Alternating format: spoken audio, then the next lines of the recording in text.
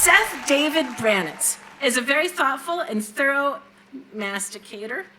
He's also author of The Trouble with Kim, a collection of 60 personal essays. I recommend you buy a copy, invite him to lunch, and read it while he chews and chews and chews. Seth David Branitz.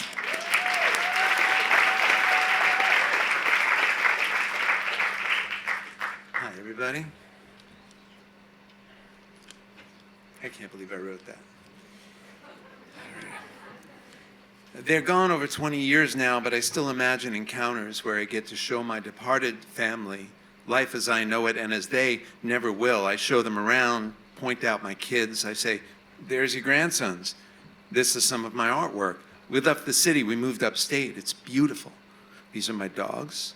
There are my cats, yes, 4. My first really good guitar. I'm doing all right. Life is good.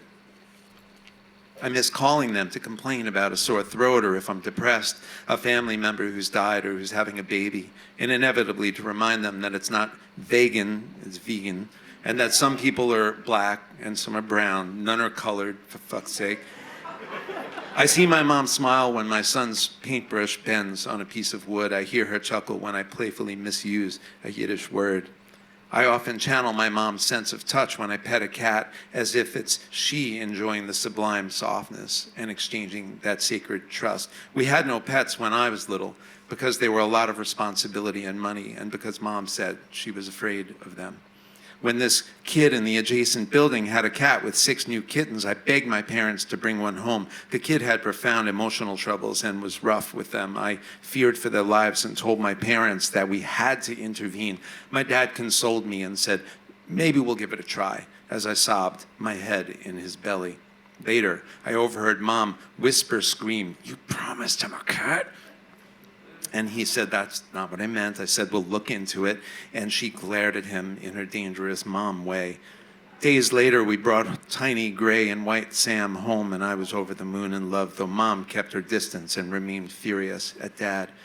A week into what I feared was a trial run, I woke and entered the dinette where I found Mom kneeling next to a chair, petting the sleeping kitty. We both smiled.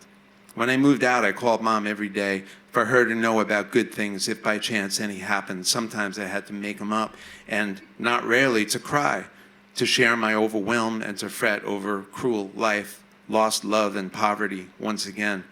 With nothing helpful to say, she would listen and cry along. She was my best friend. Today, I've got shoulders to cry on, quite a few. I'm rich that way, but there's still a hole which I don't even venture to fill. Look, Mom, our cats are cleaning the dog. Look, Dad, your grandson's riding the unicycle you never bought me. Look, big brother, the frickin' Stones are touring. I know, right?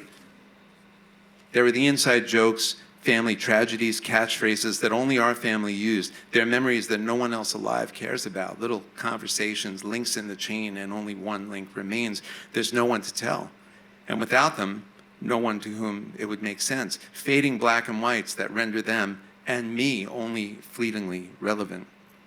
I consider it training for getting older, a not-so-crash course in impermanence, and all I can do to stay okay is to move through it, to allow for things to be as they are, however sad or wrong, because I've accepted sadness. I don't try to mask it, and I don't fall apart each time a dead family member visits. I can think it kind that they call it a gift, and then I have permission, even though it'll be sad, to share my life with the dead, whom I'll always love. Yes, big brother, my boys are taller than me now. Look, Dad, they built a new building where the towers fell. Look, Mom, they're listening to our story.